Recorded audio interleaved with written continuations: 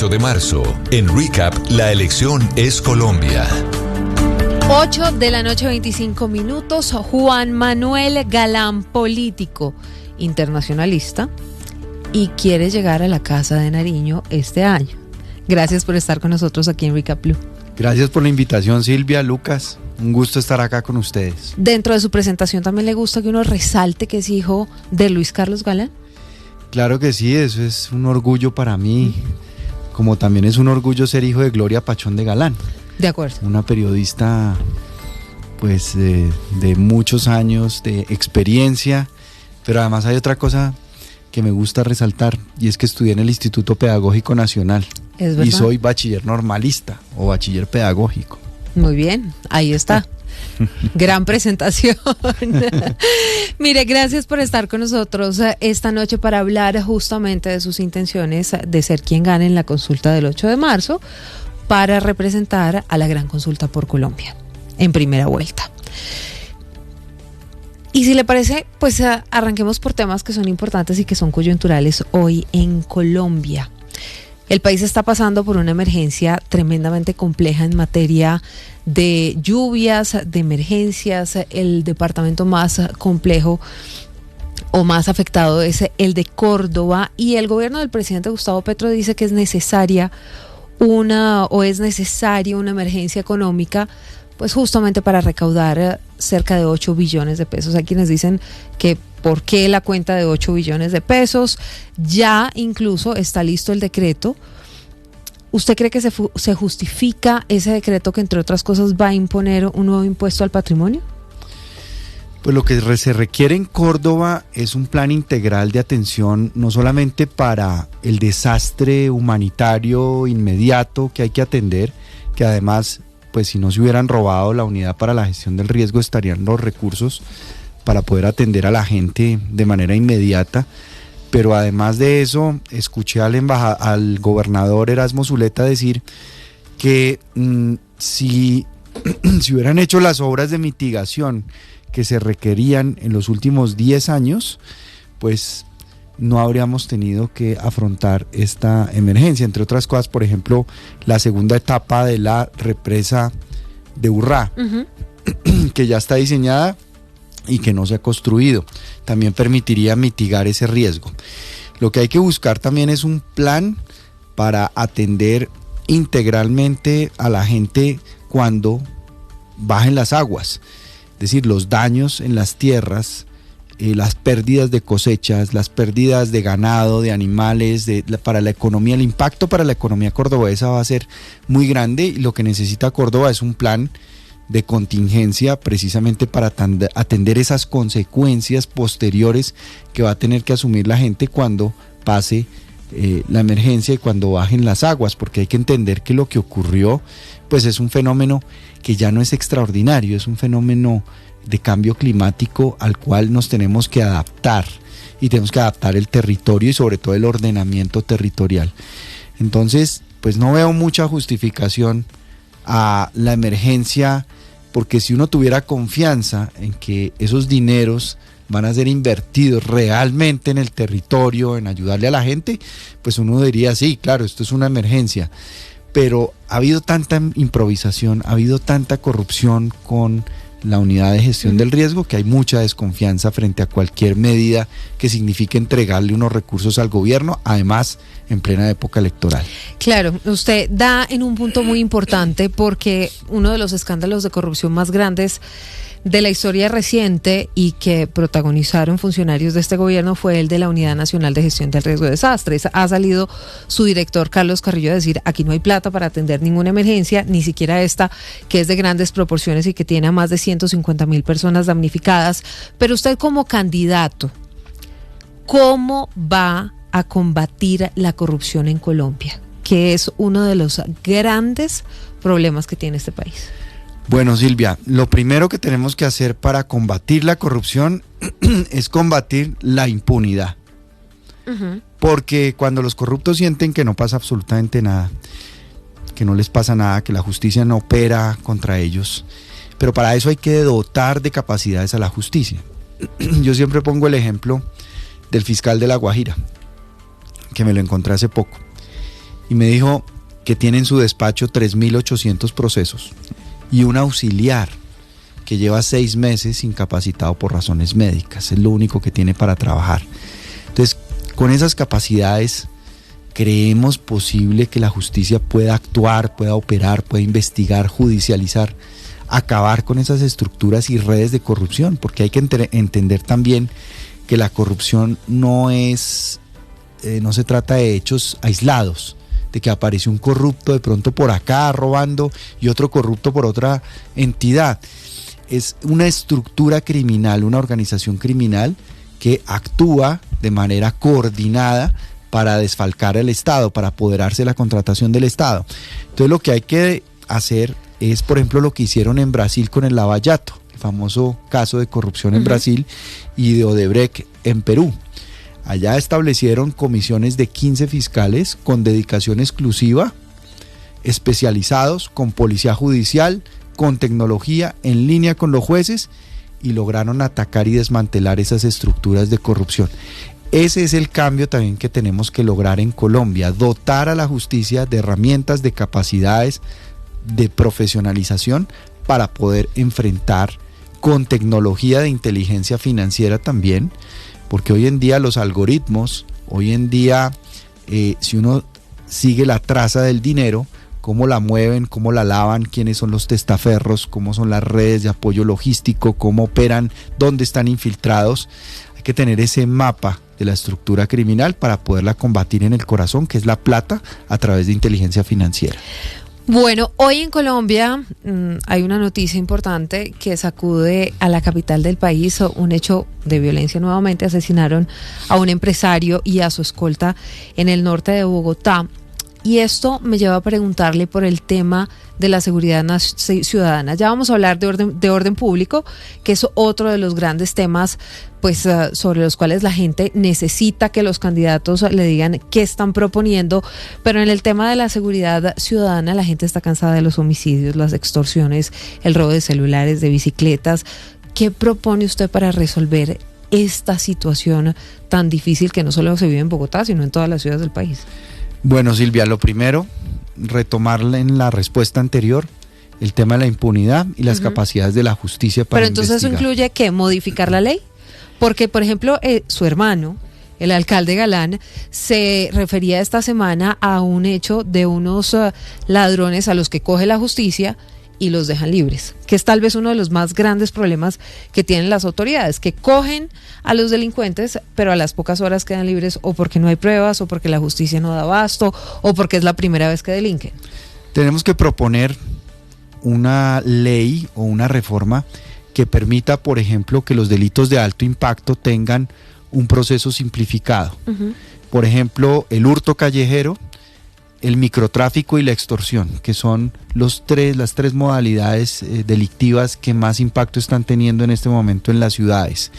Para eso hay que articular también capacidades, porque tenemos una desarticulación de las capacidades. Yo he oído a muchos candidatos proponer, por ejemplo, aumentar el pie de fuerza.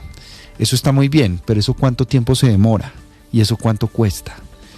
Tenemos en las empresas de seguridad y vigilancia privada un pie de fuerza de 400.000 hombres, el doble del pie de fuerza que tiene la policía. Esas empresas de seguridad y vigilancia privada pueden, subordinadas a la policía, trabajar en cooperación con la policía para hacer una presencia disuasiva en parques, en entornos escolares donde hay microtráfico, pero también pueden hacer vigilancia y alertar a la policía para que la policía pueda reaccionar. Los CAI hay que modernizarlos como centros operativos con tecnología, con pantallas, con inteligencia artificial, con drones, y sumar además la capacidad de los frentes de seguridad que tienen vecinos en propiedad horizontal, en conjuntos, que tienen también los comerciantes, que tienen también los industriales, los empresarios, para que todas esas capacidades estén interoperables, coordinadas tecnológicamente con cámaras que puedan estar conectadas a la policía y que permitan también que esas pruebas sirvan para judicializar a estos delincuentes. Pero lo importante también es ir por las finanzas de las estructuras criminales. A mí me impresiona cómo a lo largo de los años uno ve de vez en cuando ruedas de prensa en donde aparecen los capturados, cabecillas, Sí. ¿no? Con diferentes alias, ¿no? Eso es coleccionable, el número de alias y los nombres que usan. En ninguna parte del mundo tienen tanta imaginación para los alias Exactamente. como aquí en Colombia. Pero entonces esos cabecillas finalmente, ¿qué son? Son empleados de la estructura criminal que son reemplazados por otros empleados. Yo diría que los objetivos de alto valor son los contadores, son los que manejan todo el mapa de la estructura financiera de la organización, las redes de lavado de activos, cómo usan empresas aparentemente legales, fachada, para canalizar la plata, las redes logísticas de apoyo que manejan los testaferros, cómo están infiltrados en la contratación pública, y de esa manera ir a capturar la plata y las finanzas de las estructuras criminales para poder golpear la organización en el corazón, porque todos esos ladrones, todos esos delincuentes que operan en las ciudades, todos hacen parte de una red y de una estructura criminal, no son individualmente personas que les dé por salir a robar, usan franquicias, en fin, como la del Clan del Golfo y otras organizaciones criminales. Entonces yo diría que hay que sumar capacidades para enfocar en la inteligencia financiera y por la plata de esas estructuras. Sí. Modificar, doctor Galán, la ley para que los menores de edad respondan penalmente, de pronto bajar esa edad a, no sé, 17, 15 años, ¿a qué edad? Pues eso puede ser, pero yo iría más por los que instrumentalizan a los menores y los reclutan para utilizarlos para cometer esos delitos, como fue el caso del sicario que asesinó a Miguel Uribe Turbay, Claro. un menor de edad vinculado al abuso de sustancias psicoactivas, o sea, adicto a las sustancias psicoactivas y instrumentalizado y manejado por una estructura criminal.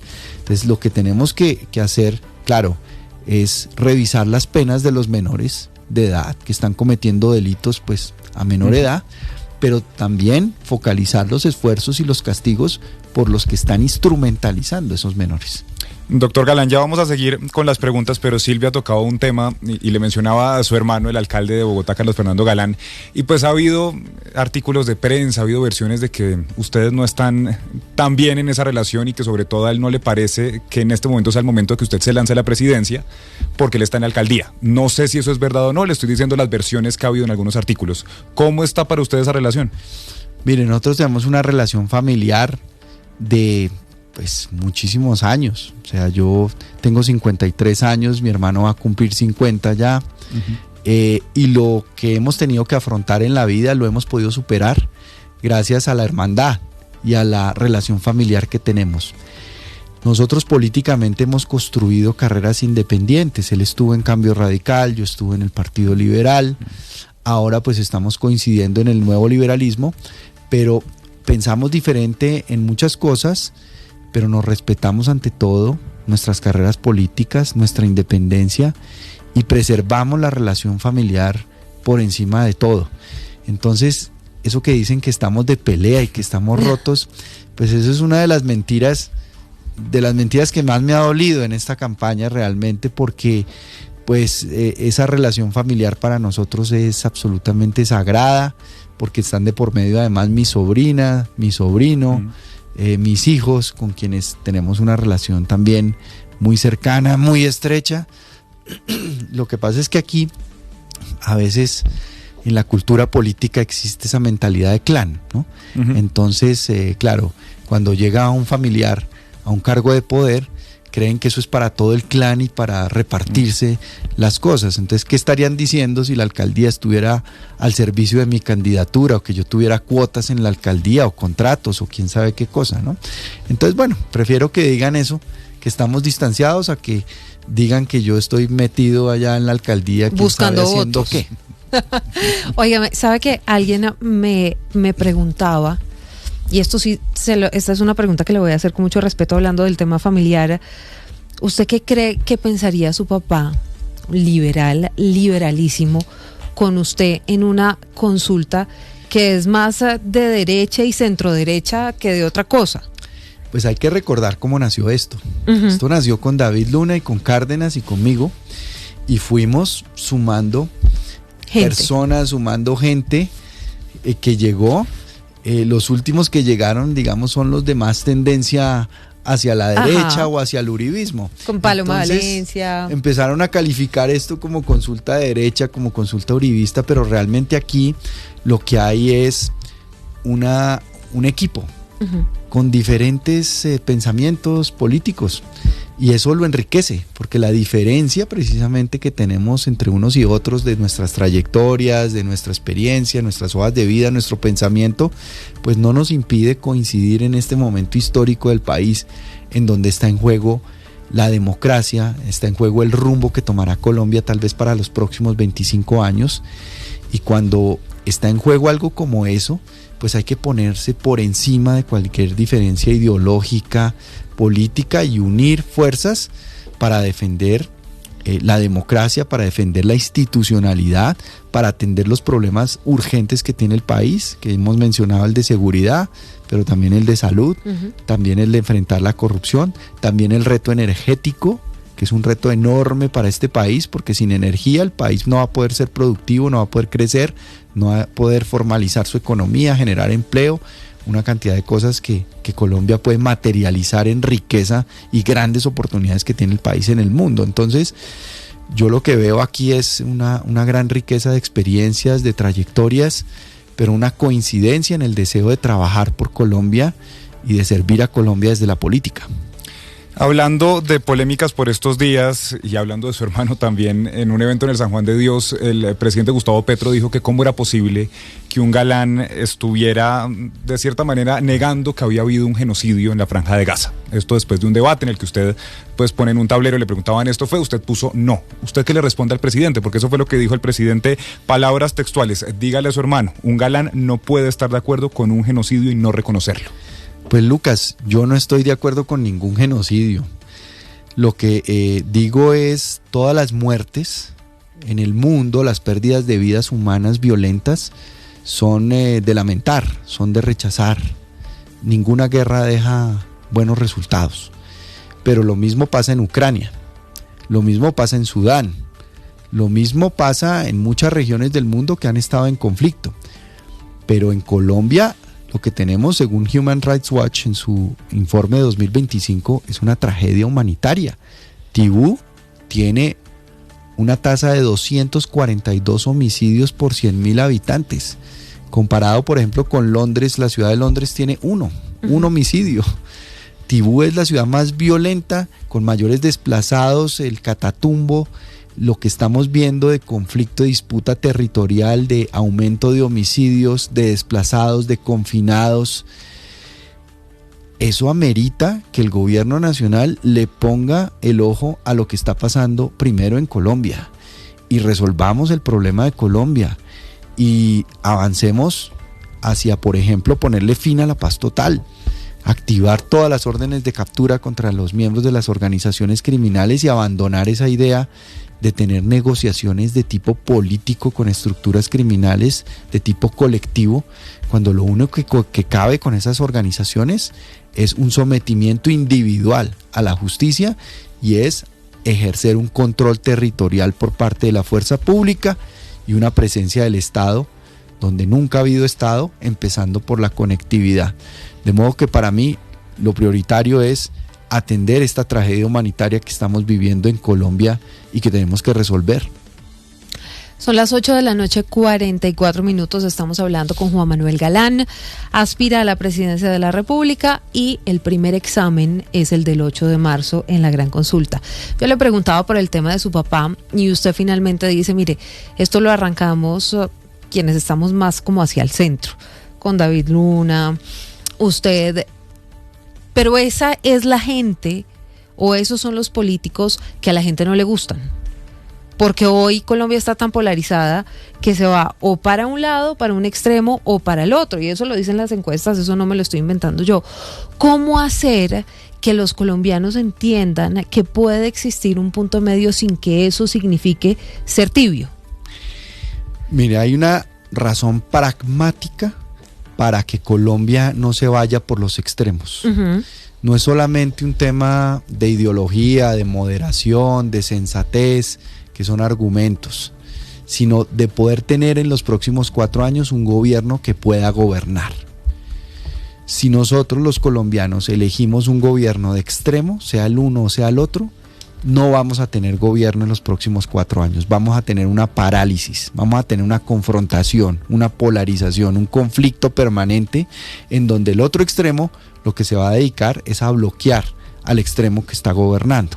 Entonces, para que podamos tener un gobierno que pueda gobernar, lo que ofrece la gran consulta es un equipo de gente capaz, de gente íntegra, sin escándalos de corrupción, que va a llegar a las instituciones, que va a llegar al poder, a poder gobernar y resolver problemas, entregar soluciones a la gente para que el país pueda avanzar. De eso se trata la gran consulta, porque además los extremos a lo que nos van a conducir es a una nueva guerra civil. Cuando uno revisa las 200 años de historia de Colombia, uno encuentra que la constante ha sido las guerras civiles. La última guerra civil por motivos políticos que tuvo el país, que fue la guerra entre liberales y conservadores, nos dejó 400.000 muertos por violencia política. Y el discurso político tiene consecuencias, va escalando, va volviéndose cada vez más agresivo, y eso termina traduciéndose en hechos violentos. Entonces, no solamente no vamos a tener gobierno si elegimos un extremo, sino vamos a tener de nuevo un conflicto civil. Y Colombia se merece escribir una historia distinta donde la protagonista no sea la violencia. Hablando de violencia, usted mencionaba a Tibú, pero todo el Catatumbo es un desastre. Son más de 100.000 personas, según la misión de verificación de la ONU, que no van a poder votar en estas elecciones por cuenta de los desplazamientos masivos, esos enfrentamientos entre el ELN y las disidencias de las FARC, pero luego usted va al departamento del Cauca y la situación es igual o peor con las disidencias de las FARC. Ayer secuestraron a una senadora, a un alcalde, al alcalde de Morales. Sí, los liberaron al poco tiempo, pero de todas maneras la situación de orden público en Colombia es muy difícil. ¿Qué propone usted para hacerle frente a esto? ¿Paz total como la del presidente Gustavo Petro o guerra total?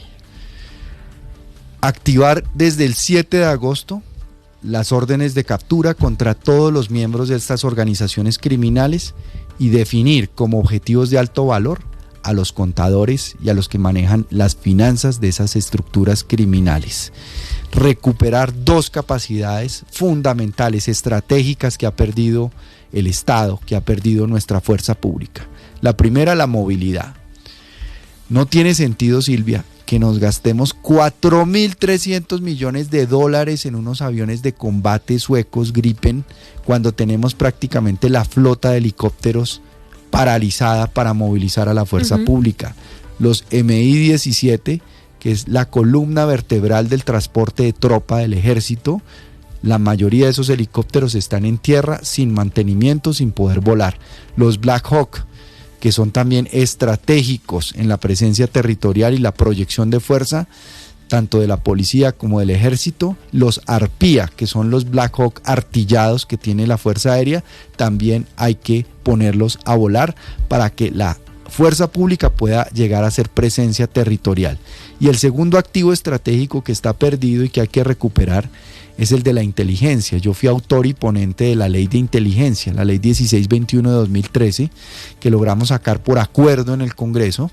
No fue fácil, se ha caído como 9 veces en el Congreso esa ley, la logramos sacar. Esa ley da todas las herramientas para que se articulen las agencias de inteligencia. Lo primero que hay que hacer es recuperar la confianza de las agencias de inteligencia del exterior, de Estados Unidos, pero también del Reino Unido, pero también de Israel, para poder sumar esas capacidades, poder compartir información con ellos, especialmente información financiera, y atacar a estas estructuras criminales con misiones de infiltración y extracción.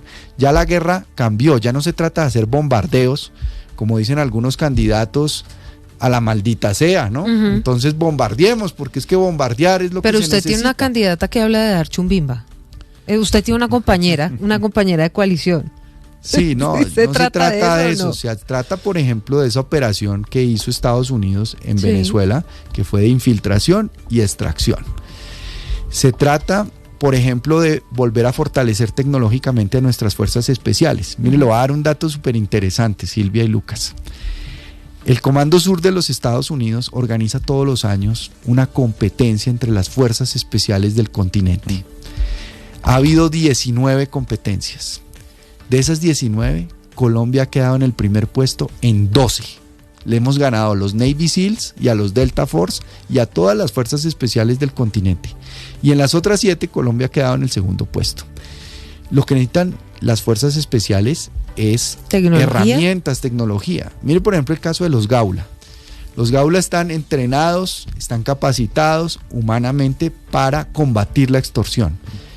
Pero no pueden actuar porque les faltan $60,000 para un equipo de georreferenciación y geolocalización que les permita, por ejemplo, dar con el origen de los extorsionistas. Pero hay que ir por esos extorsionistas. Por ejemplo, alias Tom tiene en la cárcel de Itagüí un call center para extorsionar.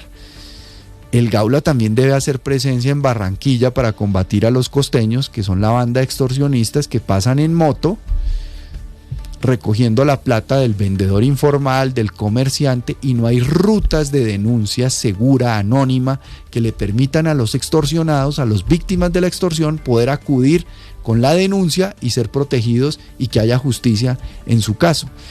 Entonces, todo eso lo tenemos que hacer en los primeros 60 días de gobierno, tomar esas medidas a corto plazo que permitan que la gente empiece a sentir que el Estado está haciendo presencia y que está protegiendo a la gente, que la gente se sienta segura y que no sienta miedo, que los que sientan miedo sean las estructuras criminales que debemos combatir, además haciendo una presencia social en el territorio, porque no se trata solamente de la fuerza. La política de seguridad necesita prevención y necesita presencia del Estado sostenida. En el Catatumbo, en el Cauca, pues nunca ha existido Estado.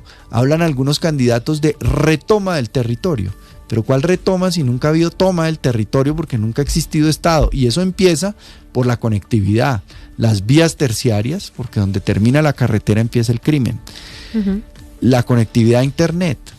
Yo, por ejemplo, desde el 7 de agosto voy a ponerme la tarea de contactar a todos los proveedores de Internet satelital en el mundo, a ver cuál nos ofrece el mejor plan para, desde el gobierno, sin intermediarios, sin comisionistas, sin coimas, sin negocios, contratar el cubrimiento total de las zonas rurales del país con Internet satelital de alta velocidad, y empezamos por las escuelas y por los puestos de salud. Eso ya le da a la gente un sentimiento de que el Estado está haciendo presencia y claro, existe, y le da una oportunidad. Sí, decía usted, esto no se soluciona con bombardeos a lo loco, pero entonces sí o no a los bombardeos, incluso si hay menores de edad. Bombardeos en los lugares donde está concentrada la mayor riqueza de las estructuras criminales. Por ejemplo, los cristalizaderos. Cuando se le cae un cristalizadero a una organización como el Clan del Golfo, como las disidencias de las FARC, como la Marquetalia, como el ELN, se les cae entre 10 y 15 millones de dólares que vale montar un cristalizadero. Un cristalizadero, para que los oyentes se hagan una idea, no es ese laboratorio artesanal que ve uno como con plásticos negros y canecas y hornos microondas, no. Estos son laboratorios sofisticados en medio de la nada, donde almacenan el clorhidrato de cocaína ya procesado, ya refinado, porque no se trata solamente de la hoja de coca, que son los cultivos, porque para transformar la hoja de coca en clorhidrato de cocaína, pues usted necesita gasolina, cemento, éter, acetona, permanganato de potasio. Entonces, ¿cómo llegan todos esos precursores químicos a las zonas de procesamiento y de transformación? ¿Cómo es que el tubo que transporta el petróleo, siempre alrededor de ese tubo están los cultivos ilícitos? Entonces, le inyectan al tubo una manguera de donde sacan el petróleo, hacen unas refinerías, unas piscinas, una refinería artesanal, y sacan una refinación de gasolina de altísima calidad para procesar el clorhidrato de cocaína. Entonces, todas esas medidas las tenemos que tomar con una política integral de combate a la estructura criminal, pero combatiéndolas donde les duele más, que es en el bolsillo, donde está la plata, donde está el núcleo de las ganancias. Entonces, bombardear inteligentemente, haciendo misiones ante todo de infiltración y extracción.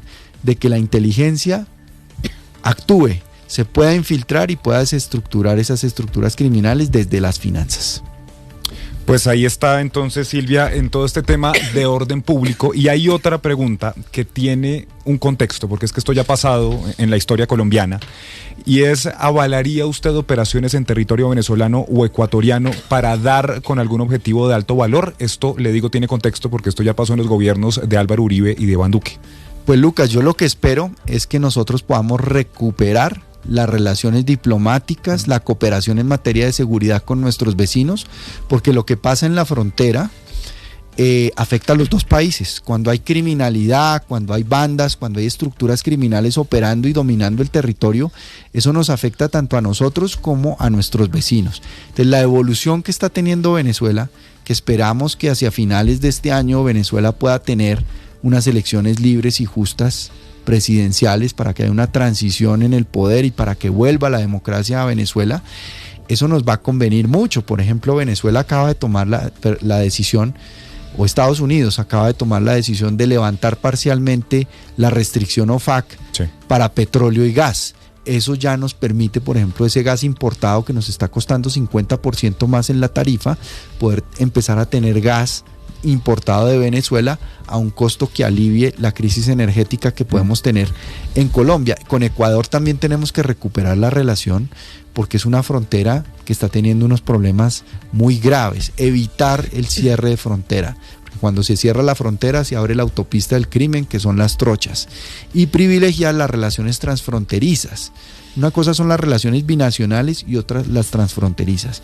Los gobernadores territoriales de lado y lado de la frontera hay que apoyarlos para que esa relación sea fluida también en favor de la gente que vive en la frontera. Entonces, yo prefiero el camino de la Conbifrom, el camino de las comisiones binacionales, donde se establezcan mecanismos ciertos, seguros, estables de cooperación en materia de seguridad, y no tengamos que hacer intervenciones que violen la soberanía de otros países. Bueno, hablemos de política.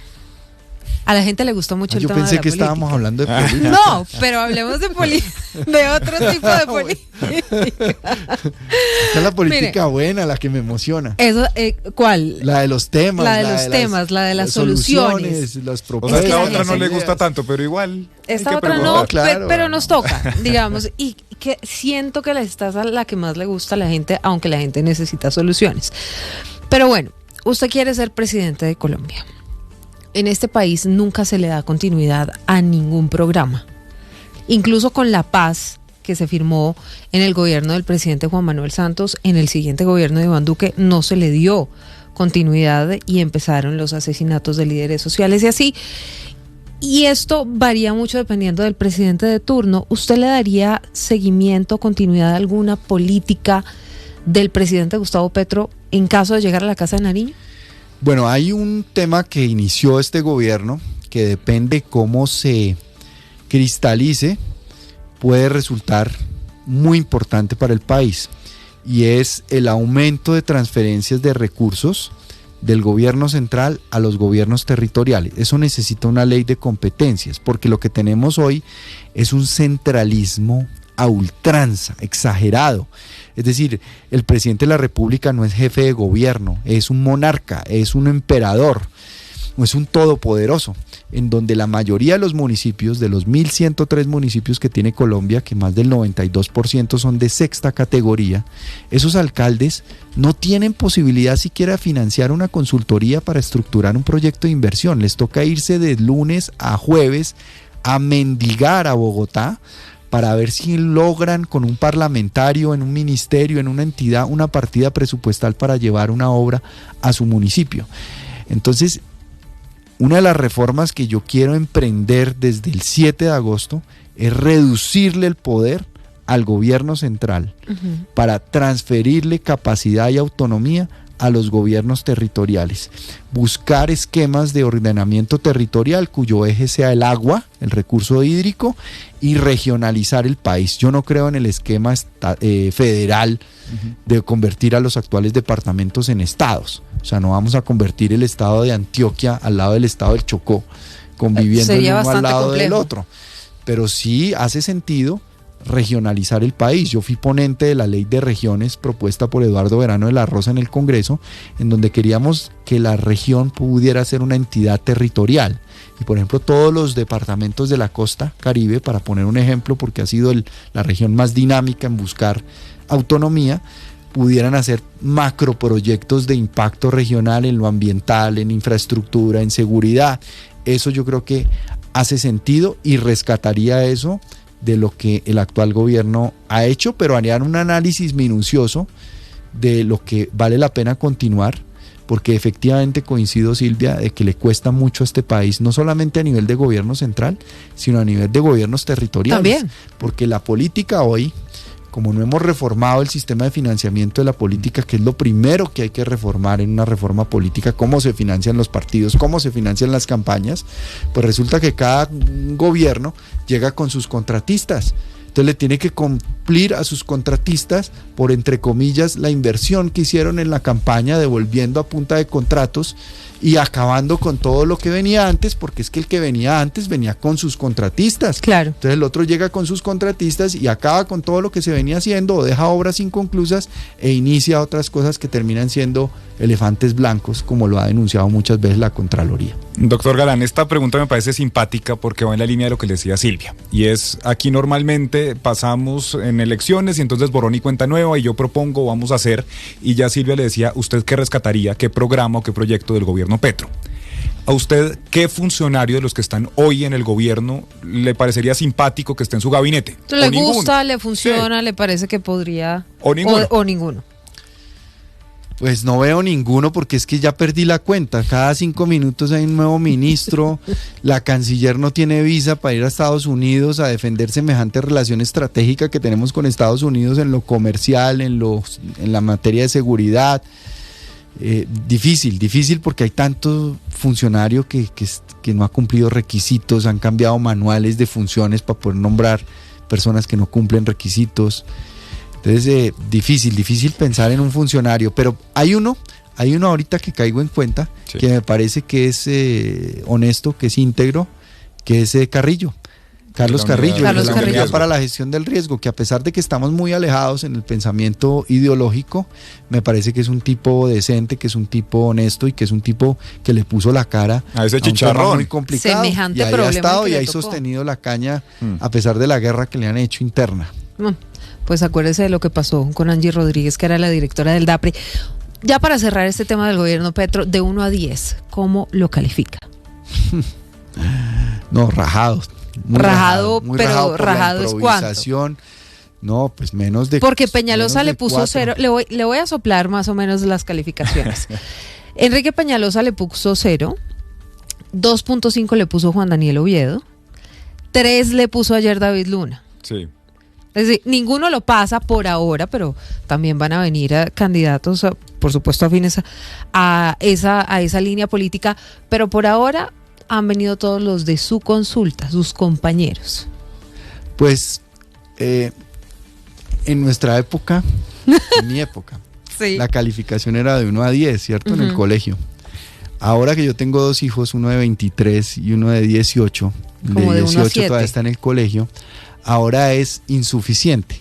Okay. Entonces se va a pruebas de suficiencia. Este gobierno yo creo que es insuficiente en todo. Listo.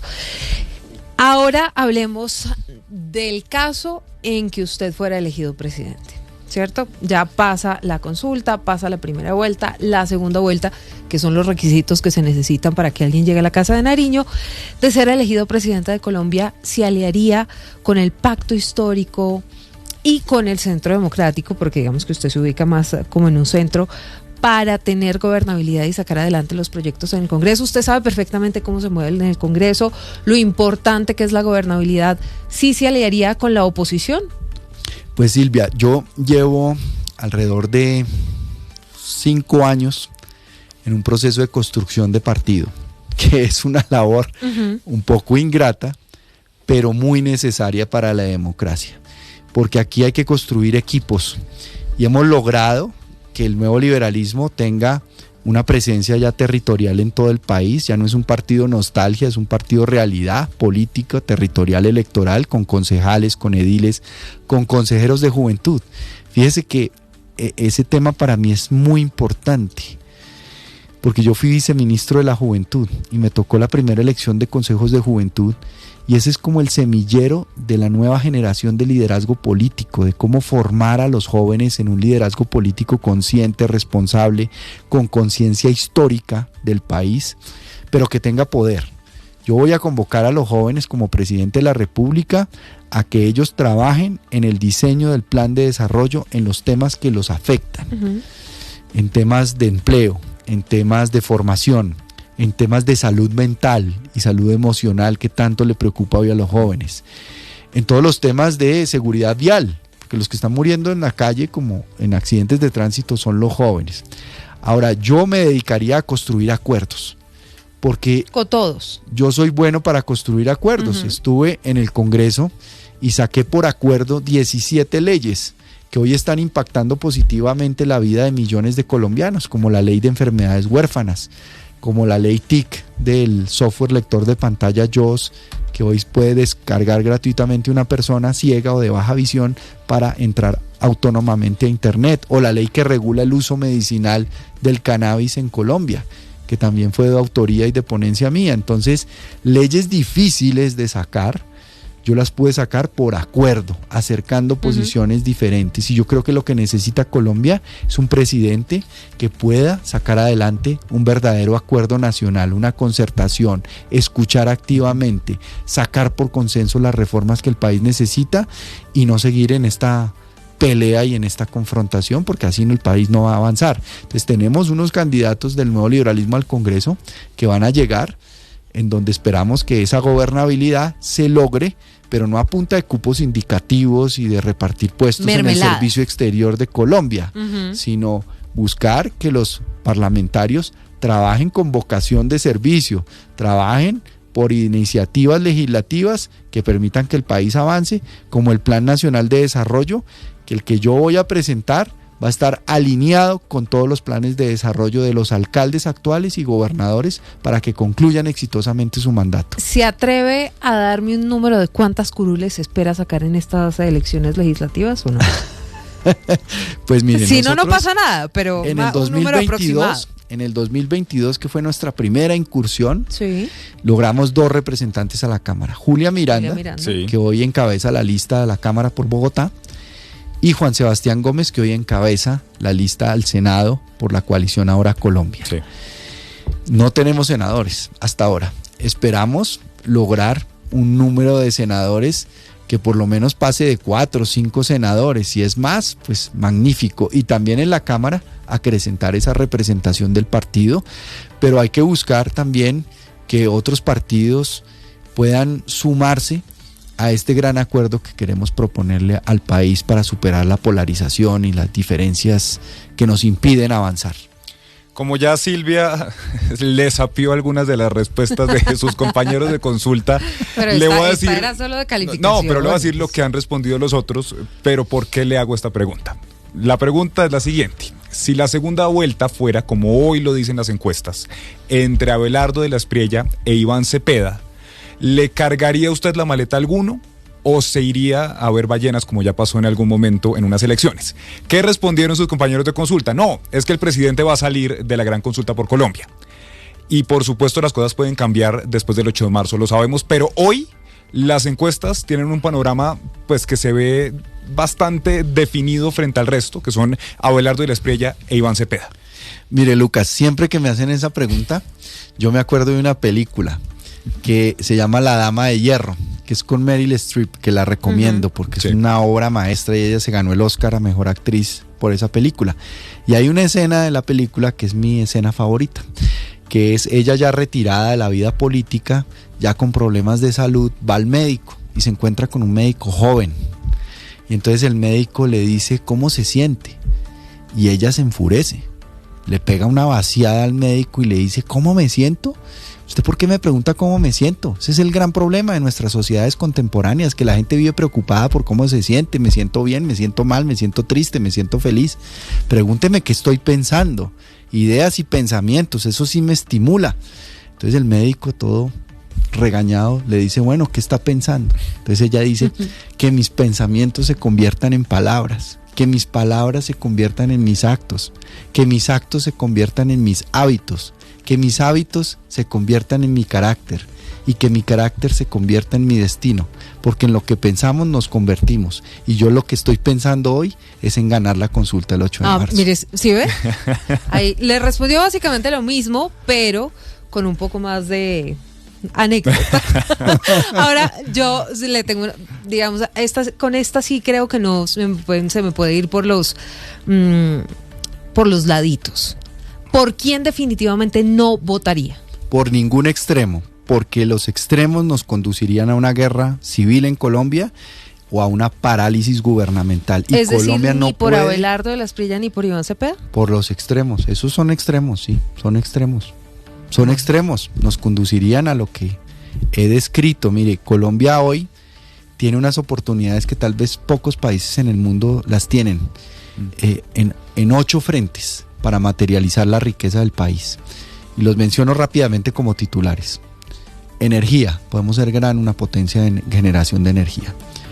Industria nearshoring, que llaman, cerca de las costas y de los puertos. Agricultura industrializada. Estamos en el trópico, podemos producir 3 cosechas al año. Eso es una ventaja monumental. 4, infraestructura, aquí está todo por hacer en infraestructura. 5, vivienda, la construcción como jalonador de la economía. 6, turismo, experiencias turísticas en biodiversidad. Somos número 1 en pájaros, en especies de pájaros. 7, minería, aquí hay oro, aquí hay coltán, aquí hay tierras raras, aquí hay cobre, aquí hay litio, aquí hay de todo.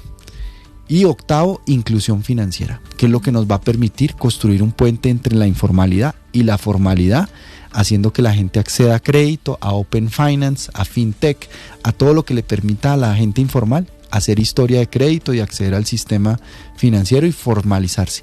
Esos 8 proyectos de país no necesitan un gobierno, necesitan una proyección a 25 años.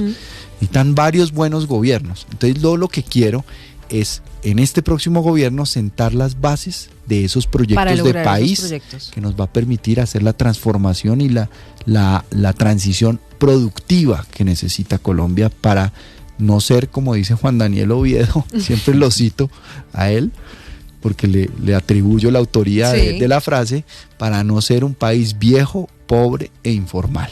Tenemos que apostarle a esos proyectos, pero necesitamos gobiernos que puedan gobernar, no gobiernos que nos mantengan anclados al pasado de la polarización y de la pelea política. Pues voy a tachar, porque yo le tengo aquí una lista de candidatos, entonces ya voy a tachar a Abelardo de la Espriella y voy a tachar a Iván Cepeda. Ya, listo, tachados. Pero ¿con cuáles de estos eventualmente se aliaría?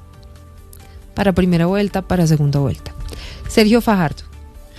¿Haría una alianza política con Sergio Fajardo? Pues no, porque es que la regla de oro de la consulta es honrar el resultado. Entonces yo tengo que apoyar para primera vuelta al triunfador de la consulta. Si no soy yo cumplo la palabra como se la cumplía Sergio Fajardo en el 2022, que nos quedamos solos, Jorge Enrique Robledo y yo, apoyándolo para primera vuelta y cumpliendo el acuerdo.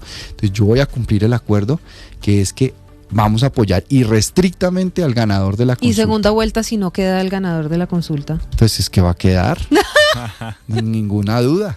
Bueno, Claudia, se la cambio. Lucas, a como ver si sus actos lo se convierten en sus pensamientos, espera que usted se convierta. En lo que en pensamos nos convertimos, Lucas. Entonces digamos que usted gana la consulta, gana la primera vuelta y pasa a segunda vuelta. Lo que quiere decir, no sabemos con quién, pero pues usted va a tener un rival, una persona que va a estar ahí con usted, y va a haber muchos de estos candidatos pues que ya no superaron esa primera vuelta. Y necesita esas alianzas políticas para poder llegar. En ese hipotético caso de que usted esté en segunda vuelta, ¿se aliaría o no con estas personas? Bueno, pero es que no le hemos dicho. Sergio Fajardo es una. Sí, Sergio Fajardo es una persona íntegra, es una persona que no tiene tacha, que además pues ha trabajado un tema muy importante que es la educación. No le veo problema. Claudia López. El problema con Claudia López es la confianza. Ok. Daniel Quintero. No. Mauricio Liscano. No, porque pues vienen también de una transformación en donde arrancaron por un lado, por otro, pero no. Clara López. Clara López yo la respeto. Fue compañera suya de Congreso. No Pues, alcanzamos a estar en ¿no el han Congreso estado nunca juntos. No, pero ella hace muchos años estuvo en el nuevo liberalismo. Y la conocí trabajando con mi padre.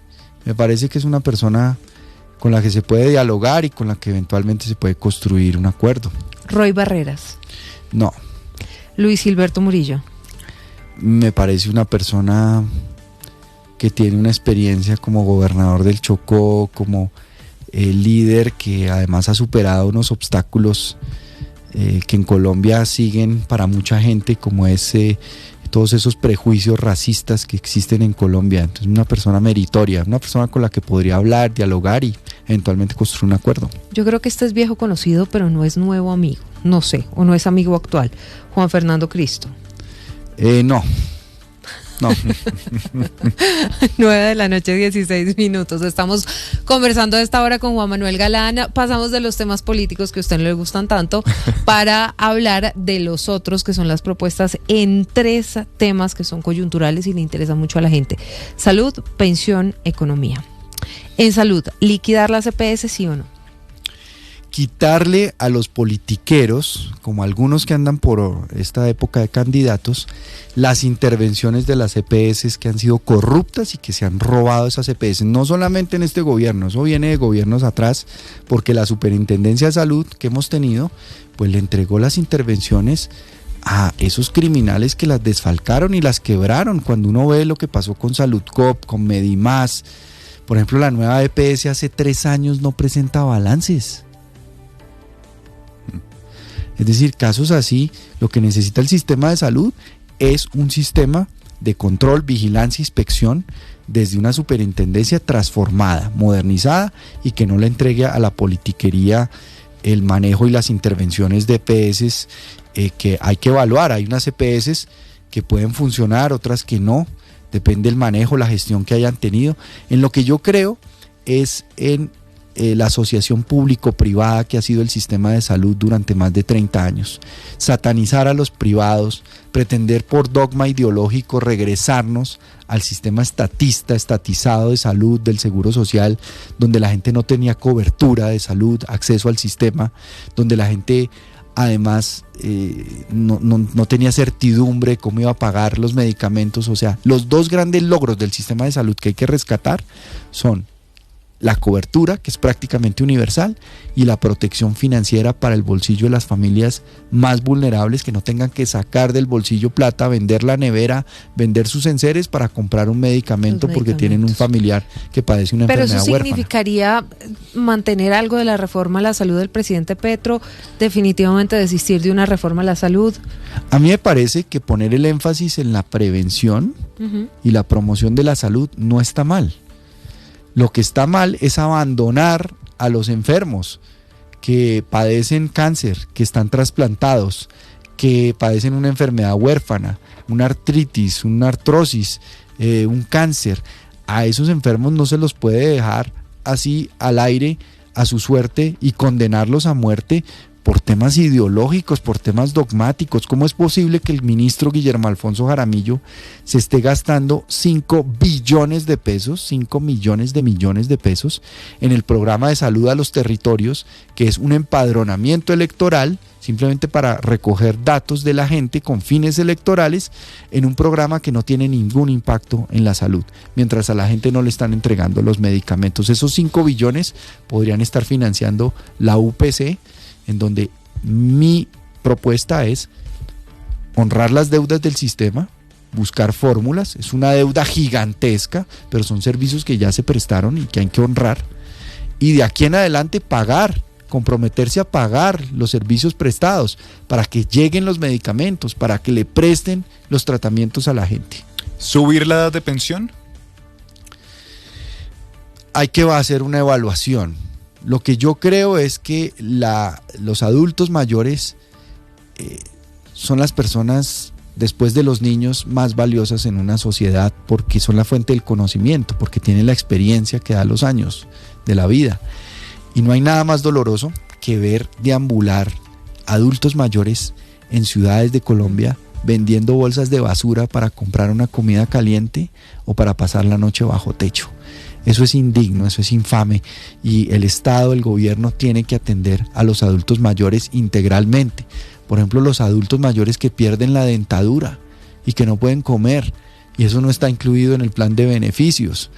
Es decir, todos esos servicios y esa protección para la vejez, pero además no tratar a los adultos mayores infantilizándolos, ¿no? Los abuelitos en diminutivo, ponerlos a bailar o hacer cosas así, sino son personas que pueden ser productivas, que todavía pueden trabajar si quieren, y el país, la sociedad, el gobierno les debe brindar oportunidades para que puedan seguir siendo productivos y seguir trabajando, porque pueden aportar mucho a la sociedad.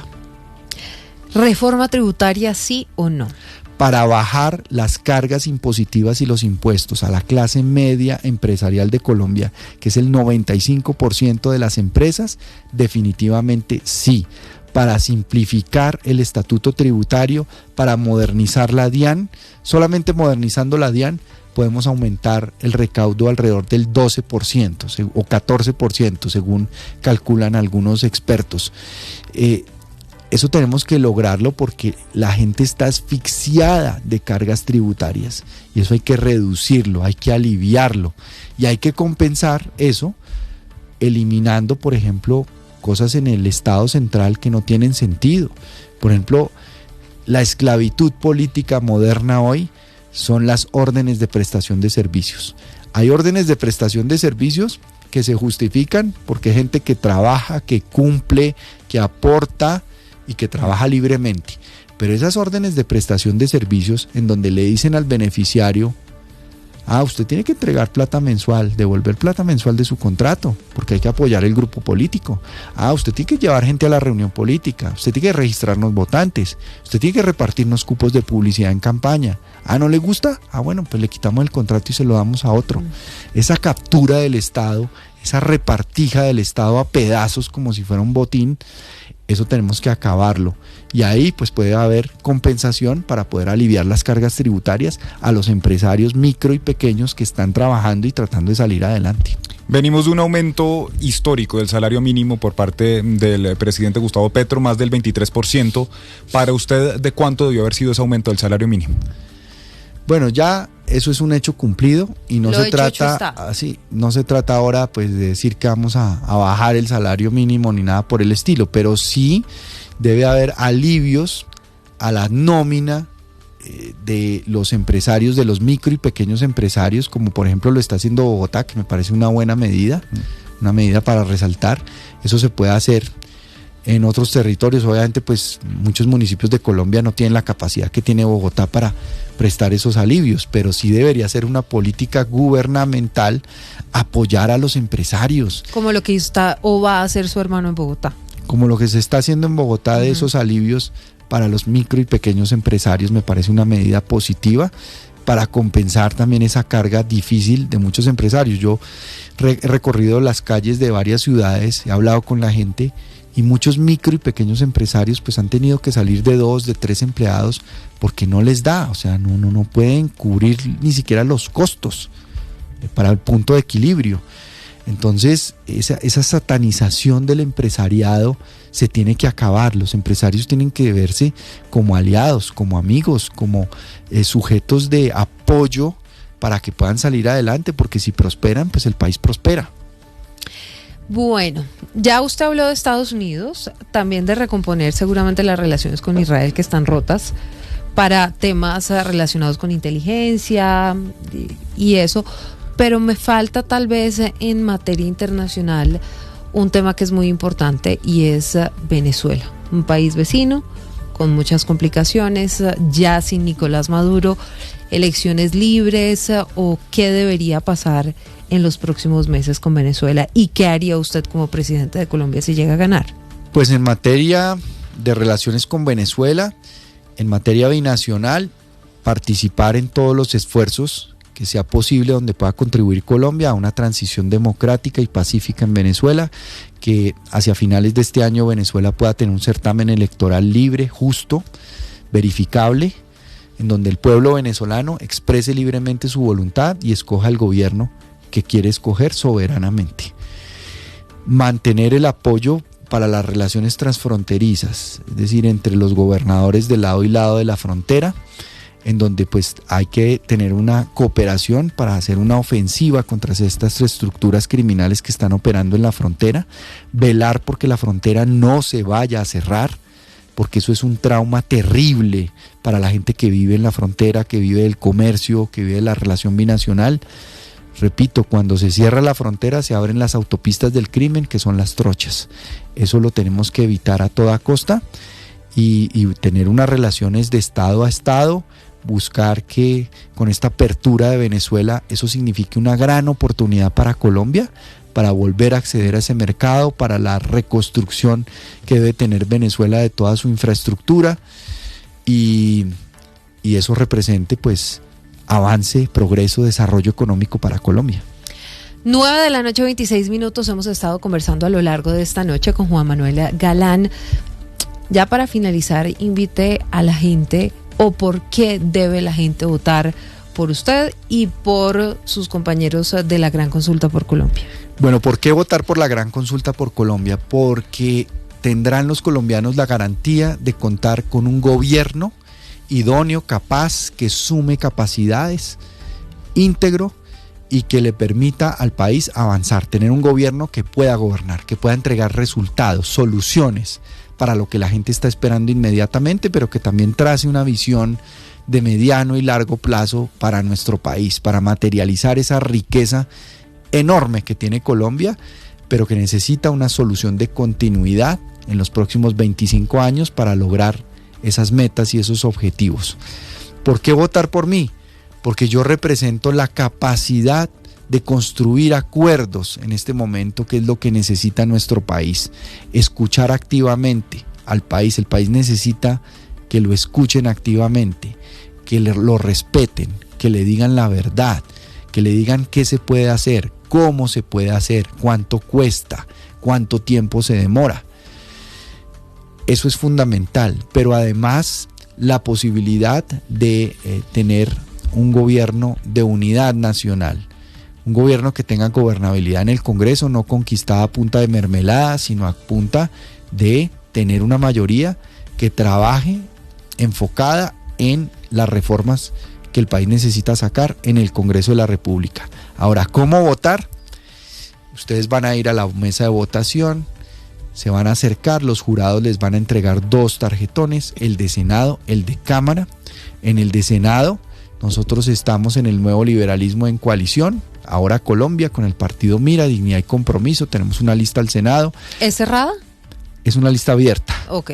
Sí, y a la Cámara de Representantes, de acuerdo a su región, pues también está presente en muchas regiones el Nuevo Liberalismo. Tienen que pedir el tarjetón de la consulta, allí van a encontrar las 3 consultas que están en competición en este momento. La nuestra está exactamente en la mitad, somos 9 precandidatos, allí estoy yo, mi foto es con corbata roja, sale este loguito del Nuevo Liberalismo, la cara de Galán, la cara de Luis Carlos Galán, nuestro fundador del partido, inspirador de nuestra causa política. Ahí marcan con una X y ya, votaron por Juan Manuel Galán. 9:29 p.m. Gracias por estar aquí en Recap Blue en esta noche conversando sobre propuestas para que la gente sepa exactamente qué es lo que van a hacer los candidatos para resolver los problemas de Colombia y así tomen decisiones bien informados, que es lo que más nos interesa. Señora. Vuelva pronto. Gracias por la invitación, Silvia. Y si gana, aquí lo espero. Y gracias, claro que sí, aquí estaré, Lucas, y los felicito porque les está yendo muy bien, a juzgar por Muchas gracias. la pauta. 9:29. Facturando como Shakira. Como Shakira. Ya vamos a hablar de Shakira a propósito. 9:29. Gracias, doctor Galán.